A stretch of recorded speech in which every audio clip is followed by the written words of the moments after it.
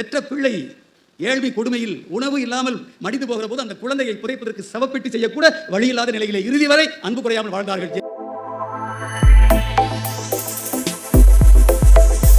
இதே பெரம்பலூர் புத்தக திருவிழாவிலே பல ஆண்டுகள் வந்து பேசியவர், பல மேடைகளில் முற்போக்கு சிந்தனைகளை விதைத்தவர், புதிய தலைமுறைக்கு தேவையான பல கருத்துக்களை எளிமையான மொழி நடையில் கேட்டார் பிணிக்கும் தகைய உரையாற்றியவர், அனைவராலும் போற்ற பெற்றவர், கருத்து மாறுபாடு உள்ள களங்கள் தளங்களிலே உள்ளவர்களாலும் கூட மரியாதைக்கு உரியவராக எண்ண பெற்றவர். அவரும் செங்கொடி நிழலிலே சிவப்பு சிந்தனைகளை சிற்றூர்கள் தோறும் பரப்பியவர். அந்த பெருமகனார்தான் ஐயா போன ஆண்டு வரை நம்மோடு இருந்த, கடந்த ஆண்டு மார்ச் 3ஆம் தேதி வரை நம்மோடு இருந்த மிகச்சிறந்த நாவலர் சொற்பொழிவாளர் நந்தலாலா அவர்கள். இன்றைக்கு சரியாக அவர் மறைந்து ஓராண்டு ஆகிறது. இது 1ஆம் ஆண்டு நினைவஞ்சலி. அதை பெரம்பலூர் புத்தக திருவிழாவிலே நாம் செலுத்தாமல் போனால் வேறு எங்கு நன்றி கடனோடு ஒரு அறிவாளியை நாம் போற்ற முடியும்? அவருக்கும் நான் எழுதினேன். அவர் பாரதி பற்றாளர், மகாகவி பாரதியை நேசித்தவர், சுவாசித்தவர். எனவே தன்னுடைய பெயரையே மாற்றிக்கொண்டு நந்தலாலா என்று பெயர் வைத்தவர். காக்கை சிறகினிலே நந்தலாலா என்கிற பாரதி வரியை மனதிலே வைத்துக்கொண்டு பெயர் வைத்தவர். தீக்குள் விரலை வைத்தால் நந்தலாலா, உன்னை தீண்டும் இன்பம் தோன்றுதடா நந்தலாலா என்கிற வரியிலே உருகி போனவர். எனவே தன்னுடைய பெயரையே நந்தலாலா என்று மாற்றிக்கொண்டவர். எனவே நந்தலாலா மறைவின் போதும் நான் தான் தமிழ்நாட்டிலேயே முதலிலே இரங்கல் கவிதை எழுதி முகநூலை வெளியிட்டு, அந்த முகநூல் கவிதை நாடு முழுக்க நடந்த இரங்கல் நிகழ்ச்சிகளெல்லாம் பின்புலத்து பதாகைகளிலே அந்த கவிதை பதிக்கப்பட்டது. அந்த கவிதையையும் சொல்ல விளைகிறேன். நந்தலாலா நடையிலேயே எழுதினேன். காற்றின் ஒலியிலெல்லாம் நந்தலாலா, உண்டன் காந்த குரல் கேட்குதையா நந்தலாலா, சீற்ற கனலிலெல்லாம் நந்தலாலா, உந்தன் செஞ்சினம் தெரிக்குதையா நந்தலாலா, நேற்று சிரித்த முகம் நந்தலாலா, இன்று நிழற்படம் ஆனதையோ நந்தலாலா, தேற்ற முடியவில்லை நந்தலாலா, தேற்ற முடியவில்லை நந்தலாலா, எங்கு தேதி கொடுத்து சென்றாய் நந்தலாலா என்று முடித்திருந்தேன். தினம் ஒரு மேடையிலே பேசுகிற வாய்ப்புள்ளவர், அதனால் அந்த வரியை பயன்படுத்தி இருந்தேன். தேற்ற முடியவில்லை நந்தலாலா, எங்கு தேதி கொடுத்து சென்றாய் நந்தலாலா என்று. எனவே அந்த மாபெரும் கவிஞருக்கு, மகத்தான சிந்தனையாளருக்கு பெரம்பலூர் 10வது புத்தக திருவிழாவிலே உங்கள் அனைவரின் சார்பாகவும் என்னுடைய வீர வணக்கத்தை செலுத்திக் கொள்கின்றேன். 2 பேருக்கு நன்றி சொல்லி என் உரையை தொடங்குவதாக குறிப்பிட்டேன். அந்த இருவரை உங்களுக்கு நினைவூட்டி நன்றி சொல்லாமல் போனால், பெரம்பலூர் புத்தக திருவிழாவிலே என்னதான் நீங்கள் மகிழ்வுகிற அளவுக்கு, நீங்கள் நெகிழ்கிற அளவுக்கு உரையாற்றி முடித்தாலும் அது செழுமையான முழுமையை பெறாது என்று என்னுடைய கருத்து. அந்த 2 பேர் யார் என்றால், ஒருவர் இங்கேயே மாவட்ட ஆட்சித்தலைவராக இருந்து இந்த புத்தக திருவிழாவினுடைய நுழைவாயிலாக பிதாமகனாக ஒளிவிட்டு கொண்டிருந்த, இந்த மாவட்டத்து மக்களுடைய நெஞ்சங்களிலெல்லாம் ஓலை குடிசையில் வாழ்கிற ஏழையின் வீட்டில் கூட ஒளிவிளக்காக இன்றைக்கும் விழுகின்ற ஐயா தரேஸ் முகமது அவர்களுக்கு, அரசியல் தலைவர்கள் பெயரை சொன்னால் கூட இவ்வளவு கையொலி எழாது. இதிலிருந்து என்ன தெரிகிறது? நல்லது செய்தால் நன்மையே கிடைக்கும் என்று தெரிகிறது. ஐயா தரேஸ் முகமது அகமது அவர்களுக்கு நான் இங்கிருந்து நன்றி சொல்கிறேன். நூலை படி என்று நான் பேச தலைப்பு கொடுத்தேன். அதற்கு அடிப்படை காரணமே ஐயா தரேஸ் அகமது தான். அவரை நினைக்கும் போதெல்லாம் எனக்கு இந்த நூலை படி என்கிற நினைவு வரும். எந்த மாவட்ட தலைநகரத்தில் நடக்கிற புத்தக திருவிழாக்களிலும் போய் நூலைப்படி என்று பேசலாம். ஆனால் பெரம்பலூரில் வந்து நூலைப்படி என்று பேச வேண்டிய அவசியம் இல்லை. நான் ஒன்று குறிப்பிடுகிறேன். இந்தியாவிலேயே இன்றைக்கு நல்லாட்சி நாயகர் மாண்புமிகு முத்துவேல் கருணாநிதி ஸ்டாலின் அவர்கள் ஆட்சி புரிகிற இந்த மாநிலம்தான், கேரளம்தான் முதலிடம் என்பார்கள். அண்மை செய்தி, தமிழ்நாட்டிலேயே கல்வியில் சிறந்த முதல் மாநிலம் தமிழ்நாடு. அந்த தமிழ்நாட்டிலும் மிகச்சிறந்த மாவட்டம் எது என்று கேட்டால், வளர்ந்து வருகிற நிலையில் இருக்கிற மாவட்டமான பெரம்பலூர் மாவட்டம் தான் என்று சொல்கிற அளவுக்கு 10 மணியை நெருங்குகிற நேரத்தில் ஒரு புத்தக திருவிழாவில் இவ்வளவு ஆர்வலர் கூட்டம், பொதுமக்கள் கூட்டம், புத்தக வாசிப்பாளர் கூட்டம், மேடை பேச்சிலே ஈர்ப்பு உள்ளவர்கள் கூட்டம், தமிழை விரும்புகிற விளைகிற பெருங்கூட்டம் இங்கே அமர்ந்திருப்பது ஒரு சாதாரண செய்தியாக எடுத்துக்கொள்ள வேண்டியதில்லை. இந்த விருட்சம் நிழல் கொடுப்பதற்கு காரணம் விதையாக விழுந்த தரேஸ் அகமது ஐயா தான். இரவு பள்ளிகளை நடத்தி எத்தனை மாவட்ட ஆட்சியர்களை உருவாக்கியவர், எத்தனை மாவட்ட கண்காணிப்பாளர்களை உருவாக்கியவர், இன்றைக்கும் தமிழ்நாட்டு அரசின் பல வெற்றிகளுக்கு விளம்பரம் இல்லாமல் பின்புலமாக இருந்து தமிழ்நாட்டு அரசின் அடுத்த அடிகளுடைய முன்னேற்றத்துக்கு அவரும் துணையாக இருக்கிறாருங்கிற செய்தியை உங்களுக்கு மேற்கோளாக கோடு காட்டி மட்டும் காட்டி அவருக்கு நன்றி தெரிவித்துக் கொள்கிறேன். இன்னொரு மாபெரும் ஆளுமை, நானெல்லாம் ஒரு 25-30 ஆண்டுகளுக்கு முன்னால் சத்திரமணையில் சேகர் என்று ஒரு நண்பர் எங்களோடு புதுக்கோட்டையில் படித்தார். யாரும் தவறாக கருதவில்லை என்றால் நான் குறிப்பிடுகிறேன். அவருடைய திருமண விழாவுக்கு 35 நாளுக்கு முன்னால் வந்தபோது இந்த பகுதியை பற்றி, பெரம்பலூரை பற்றி எங்களுக்கு சொன்ன செய்தி, காதிலே விழுந்த செய்தி, வெறும் கரட்டு காடாக கல்லும் முள்ளும் நிறைந்த பகுதியாக, கல்வி வளர்ச்சியை அதிகம் எட்டாத ஒரு பகுதியாக, இந்த நாட்டினுடைய சுதந்திர வெளிச்சம் அதிகம் போய் சேராத பகுதிகளில் நிறைந்த சிற்றூர்கள் அமைந்த ஒரு பகுதியாக இந்த பெரம்பலூரில் யாரும் பெண் கொடுக்கவும் அஞ்சுவார்கள், பெண் எடுக்கவும் அஞ்சுவார்கள் என்றெல்லாம் அப்போது சொல்வார்கள். ஆனால் இன்றைக்கு பெரம்பலூர் என்றால் உடனே பெண்ணும் கொடுப்பார்கள், பெண்ணும் எடுப்பார்கள் அளவுக்கு வாழ்வியல் அமைப்பே மாறிவிட்டது என்கிற ஒரு நிலைமை. இந்தியாவின் வரைபடத்தில் எங்கோ ஒரு புள்ளியை போல் இருந்த இந்த பெரம்பலூரை இந்தியாவே திரும்பி பார்க்க வைத்த ஒரு மாமனிதர். நாடாளுமன்ற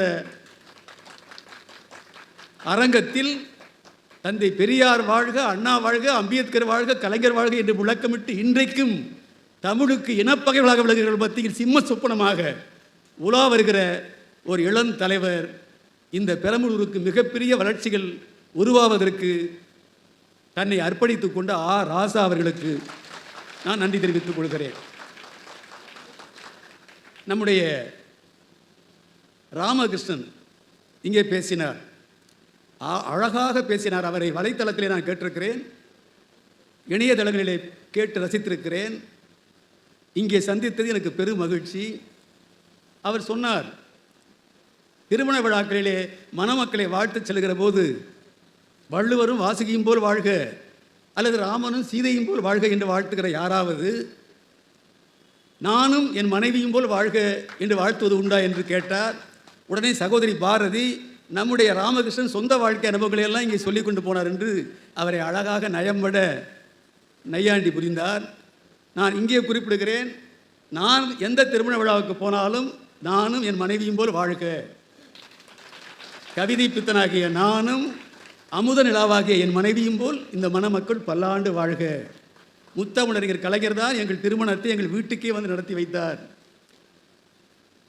நாள் நட்சத்திரமெல்லாம் பார்க்காமல் நேரம் வாங்கி நடத்தினோம். மாலையிலே 6:30 மணிக்கு வந்தார் திருமணத்திற்கு. நான் தேதி கேட்க போன போது 10 நாட்கள் இருக்க தேதி கேட்டேன். ஒரு தேதியை குறிப்பிட்டு சொல்லி கேட்டேன். எப்பொழுதுமே தலைவர் கலைஞரிடத்திலே தேதி கேட்க வேண்டும், ஏன்னா ஒரு 3 மாதங்களுக்கு முன்னால் ஒப்புதல் பெற வேண்டும். இங்கே இருக்கிற பல பேருக்கு தெரியும் என்று கருதுகிறேன். நான் செப்டம்பர் 10 1983 செப்டம்பர் 10 திருமணத்துக்கு தேதி கேட்க போனவன் ஆகஸ்ட் 31 போனேன். 10 நாள் தான் இடைவெளி. கலைஞர் அவர்கள் சொன்னார்கள், தலைவர் கலைஞர், ஏன்பா மதுரையில் SS தென்னரசும் பொன் முத்துராமலிங்கம் மாவட்ட செயலாளரும் 3 மாதங்களுக்கு முன்னாலேயே செப்டம்பர் 10 3 திருமணங்களுக்கு தேதி வாங்கி சென்று விட்டார்கள். நான் எப்படி மதுரையிலிருந்து உன் திருமணத்தை நடத்த வர முடியும் என்று கேட்டார். கேட்டுவிட்டு அவரே ஒரு 2 நொடிகள் யோசித்துவிட்டு என்னை பார்த்தார். முகம் சோர்ந்து போனது போல நான் நின்றதை பார்த்துவிட்டு, திருமண தேதி கேட்க வந்தவன் மனம் சோர்ந்து போய்விட்டான் போல எண்ணி அவரே திருப்பி கேட்டார், மாலையிலே வந்தால் திருமணத்தை நீ வைத்துக் கொள்கிறாயா என்று கேட்டார். நான் உடனே அப்படியே நடந்தது உங்களுக்கு சொல்கிறேன். ஐயா, நீங்கள் ராத்திரி 12 மணிக்கு வந்தாலும் வச்சுக்கிறேன். அதுக்கு அவர் சொன்னார் கலைஞர், நான் 12 மணிக்கு வர தயாரியா, நான் வருகிற போது மணமக்கள் 2 பேரும் மணவரையில் தூங்கிக்கிட்டு இருப்பீங்க என்றார். 6:30 மணிக்குள் வந்து விடுகிறேன் என்றார். மதுரையில் இருந்து நிகழ்ச்சிகளை எல்லாம் முடித்துவிட்டு புதுக்கோட்டைக்கு என் இல்லத்திற்கு திருமணத்தை வர 6:50 ஆகிவிட்டது. மேடையில் என்னை வாழ்த்துகிற போது சொன்னார், தம்பி கவிதை பித்தன் தேதி கேட்க வந்தார். வருகிறவர் ஒரு 2 மாதம் 3 மாதம், ஏன் 1 மாதத்துக்கு முன்னால் வந்தால் கூட கொடுத்துருப்பேன். ஆனால் 10 நாட்கள் இருக்க வந்து தேதி கேட்டார். காலையில் வர முடியாது என்றேன், மாலையில் வரவா என்றேன், ஒப்புக்கொண்டார். நான் 6:45 மணிக்கு வருவதாக சொல்லி கிட்டத்தட்ட 7 மணியை இப்போது நேரம் நெருங்குகிற நேரத்தில் வந்திருக்கிறேன். அது ஏன் தெரியுமா நண்பர்களே? எதிரே ஆயிரக்கணக்கான பேர் குழுமி இருக்கிறார்கள். என் மீது அன்பு கொண்டவர்கள், என்னோடு பழகிய கல்லூரி தோழர்கள், உறவினர்கள், இயக்க தோழர்கள் என்று நிரம்பி இருக்கிறது அந்த பகுதி. அதுவும் கலைஞர் அதுவரை வராத பகுதி. அது கலைஞர் பேசுகிறார், 6:30 மணிக்குள்ளாக வருவதாகத்தான் இருந்தேன். வருகிற பொழுது புதுக்கோட்டை மாவட்ட அரசியல்வாதிகள் எல்லாம் 2 அணியாக ஊடல் கொண்டிருந்தார்கள். அவர்களிடம் காரிலேயே உரையாடி அந்த ஊடலை தனித்து விட்டு இப்போது அந்த ஊடலுக்கு மூடு விழா நடத்திவிட்டு ஒரு கூடலுக்கு துவக்க விழா நடத்த வந்திருக்கிறேன். சரி, அப்படி வந்தவன் ஏன் 6:50 7 மணியை நெருங்கிறது வந்தேன் என்றால், இவன் மணமகனோ கவிஞர். என்னை சொல்றாரு, என் தம்பி கவிதை பித்தனோ கவிஞர், மணமகளோ நிலா, அதிலும் அமுத நிலா. அமுத நிலா 6:30 மணிக்கு வந்தால் அவ்வளவு ஒளிவிடாது, கவிஞருக்கு கற்பனை வராது. அதனால்தான் 7 மணிக்கு வந்தேன் என்று தொடக்கத்திலேயே தலைவர் கலைஞர் அவர்கள் உங்களைப் போலவே அந்த பல்லாயிரக்கணக்கான மக்களும் கரவொலி எழுப்ப என்னை வாழ்த்தினார். அதற்கு பிறகு அவர் இறுதி மூச்சு அடங்குகிறவரை அவர் மடியை விட்டு இறங்காமல் அவருடைய செல்ல பிள்ளையாக இலக்கிய தளத்தில் அரசியல் களத்தில் தொடர்ந்து இருந்தவன் நான். 18 வயதிலேயே முதல் மாநாட்டு மேடையில் ஏறியவன். அவருடைய 38 பிறந்தநாள் விழாவில் என்னுடைய பெயர் இல்லாத கவியரங்க அழைப்பதிலே இருக்க முடியாது. இதையெல்லாம் ஏன் சொல்கிறேன் என்று சொன்னால், அந்த தலைவர் நடத்திய திருமணம் இன்றைக்கு மகிழ்ச்சியாக இருக்கிறோம் நாங்கள். அதுவும் காதல் திருமணம். கைத்தட்டு அதிகமாகவே இருக்கும் என்று நினைக்கிறேன். நான் கல்லூரியிலே படிக்கிறேன், அவர்கள் பள்ளி இறுதி வகுப்பு மேல்நிலைப் பள்ளி படித்தார்கள். அந்த காதல் உருவான நிகழ்வு கூட ரொம்ப சுவையானது என்று நீங்கள் நம்புவீர்கள். கவிஞன் தானே, காதல் வருகிற போது அந்த கவிதை எவ்வளவு ஊற்றெடுக்கும் என்று உங்களுக்கெல்லாம் தெரியும். நான் எழுதுவேன், ஒரு கம்பன் விழாவிலே பாரதி இருக்கிற போதே பாடினேன், காதலை பாடாத கவிஞன் கிடையாது, காதலை பாடாதவன் கவிஞனே கிடையாது. காதலிக்கும் போது எல்லோருமே கவிகளாக இருப்பார்கள். அது எப்படித்தான் வார்த்தைகள் வந்து விழுமோ தெரியாது. ஒரு கவிஞனே காதலித்தால் எப்படி வரிகள் வந்து விழும் என்று எண்ணி பாருங்கள். நான் 50 வரி 60 வரின்னு அவங்களுக்கு கடிதங்கள் அனுப்பிக்கிட்டே இருக்கேன். ஒரு பதில் வரவே இல்லை. சோர்ந்து போயிட்டேன் நான். இனி பதில் வராத அவர்களுக்கு, அந்த பெண்ணுக்கு காதல் கடிதம் அனுப்புவது சரியில்லை என்று நிறைவாக என்ன செய்தேன் என்றால், 2 வரியிலே எழுதி அனுப்பினேன். நான் தினமும் அனுப்புகிறேன், நீங்கள் மாதம் ஒரு தடவையாவது பதில் சொல்லக்கூடாதா என்பதை எப்படி அனுப்பினேன் என்றால், ஆதவன் போல் தினம் கடிதம் அனுப்புகிறேன் கண்ணே, நீ மாதம் ஒரு பௌர்ணமி போல் மடல் எழுதக்கூடாதா? சூரியன் தினமும் வர்ற மாதிரி கடிதம் எழுதுறேனே, மாதத்தில் ஒரு தடவை வர்ற முழு நிலா மாதிரி நீ ஒரு கடிதம் பதில் கடிதம் போடக்கூடாதா என்று எழுதினேன். 2 வரி தான். ஆதவன் போல் தினம் கடிதம் அனுப்புகிறேன் கண்ணே, நீ மாதம் ஒரு பௌர்ணமி போல் மடல் எழுதக்கூடாதா என்று. அப்பவும் பதில் வரல. ஏன்னா அவங்களே வந்துட்டாங்க. கனியமுது இசையமுது என்று 2 பெண் குழந்தைகள். 2 பேருக்குமே இன்றைய முதலமைச்சர் தான் திருமணம் செய்து வைத்தார். மூத்த மகள் கனியமுதுக்கு புதுக்கோட்டைக்கே வந்து மிகச்சிறப்பான கூட்டத்திலே மகிழ்ச்சியாக கலந்து கொண்டு மணவிழாவை நடத்தினார். 2வது பெண்ணுக்கு கொரோனா நோய் தொற்று உச்சத்துக்கு வந்து அடங்கிய நேரத்தில், அவர் யாருக்குமே வெளியூரிலே தேதி கொடுக்காத நேரத்திலே என் இளைய மகள் இசையமுதுக்கு தேதி கேட்டு சென்றேன். மன மகிழ்வோடு ஒப்புக்கொண்டு அவர் எனக்கு ஒரு நிபந்தனை போட்டார். என்ன நிபந்தனை என்று முதலமைச்சரை கேட்டேன்.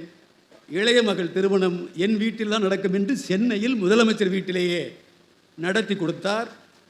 2 பேரை சொல்லிவிட்டேன். என் புதல்வர், அவர் யார் என்று கேட்க உங்களுக்கு ஆவல் இருக்கும் அல்லவா, அவர்தான் பாவேந்தன்.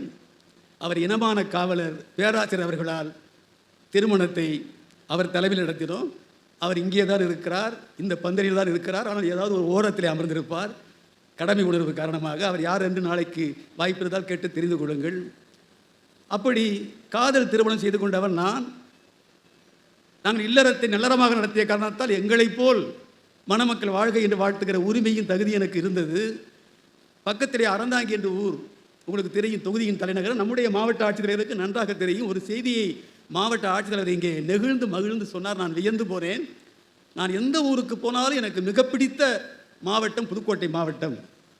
அதற்கு பிறகு நான் மனமகிழ்வோடு இருக்கிற மாவட்டம் பெரம்பலூர் மாவட்டம் என்று சொன்னார்.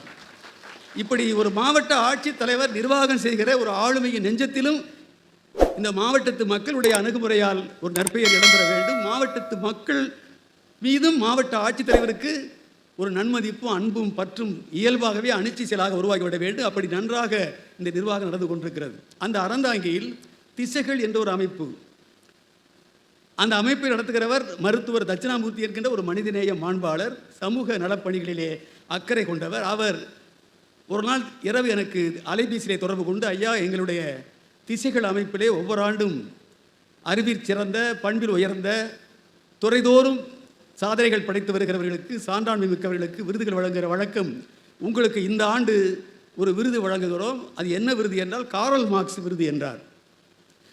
எனக்கு மிகவும் பிடித்த உலக புகழ் பெற்ற புரட்சியாளர், படைப்பாளர், மூலதனத்தை அறிவு கொடையாக இந்த உலகுக்கு வழங்கியவர். மூலதனம் என்றால் காரல் மார்க்ஸ், காரல் மார்க்ஸ் என்றால் மூலதனம் என்று அறியாதவர்கள் எவரும் இருக்க முடியாது. முட்டாள்தனத்தையே மூலதனமாக கொண்டிருந்த மக்களிடத்தில் மூலதனத்தை வழங்கிய மேதை. எனவே அந்த விருது வழங்குகிறார் என்று ஊருக்கு சென்றேன், விழாவிலே கலந்து கொண்டேன். விருது வழங்கினார்கள், நான் ஏற்புரையாற்ற வேண்டும். அப்பொழுது சொன்னேன், இங்கே திசைகள் அமைப்பு எனக்கு காரல் மார்க்ஸ் விருது வழங்கி இருக்கிறது.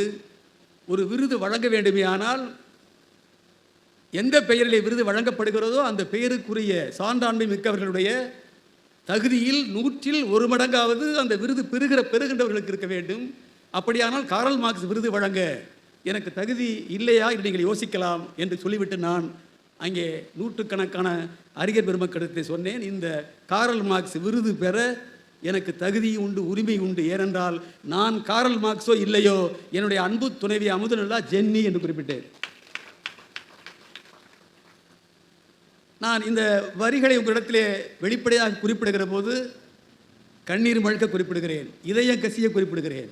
ஜென்னி காரல் மார்க்ஸ் காதல் வாழ்க்கையில், ஒரு கொள்கைக்காக போராடிய வாழ்க்கையில் காரல் மார்க்ஸுக்கு பின்புலமாக ஜென்னி இருந்ததையெல்லாம் நீங்கள் நூலை படித்து தெரிந்து கொள்ள வேண்டும். இங்கே அருமையாக நம்முடைய ராமகிருஷ்ணன் உங்கள் இதயத்தை தொடுகிற வகையிலே பாடி காட்டினார். பாரதியுடைய பாடலை சொன்னார், கண்ணதாசன் பாடலை சொன்னார்.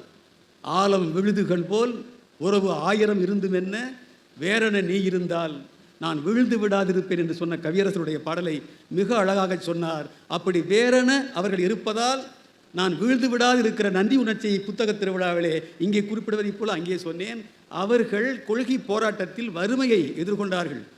பெற்ற பிள்ளை ஏழ்மை கொடுமையில் உணவு இல்லாமல் மடிந்து போகிற போது அந்த குழந்தையை புதைப்பதற்கு சவப்பெட்டி செய்யக்கூட வழியில்லாத நிலையிலே இறுதி வரை அன்பு குறையாமல் வாழ்ந்தார்கள். ஜென்னி எழுதுகிறார், எத்தனையோ கடிதங்கள், ஜென்னியின் கடிதங்கள் என்றே ஒரு நாளைக்கு புத்தக திருவிழாவிலே ஒரு இடத்துல பேச வேண்டும். அதில் ஒரு முக்கியமான வரியை சொல்கிறேன். குடும்பமாக வந்திருக்கிற தோழர் தோழியரை பார்த்து சொல்கிறேன், நண்பர்களை பார்த்து சொல்கிறேன், அறிவாளர்களை பார்த்து சொல்கிறேன், அன்பு நிறைந்த உங்களை பார்த்து சொல்கிறேன். ஜென்னி எழுதுகிறார், மார்க்ஸ், அடுத்த பிறவியில் நமக்கு நம்பிக்கை இல்லை.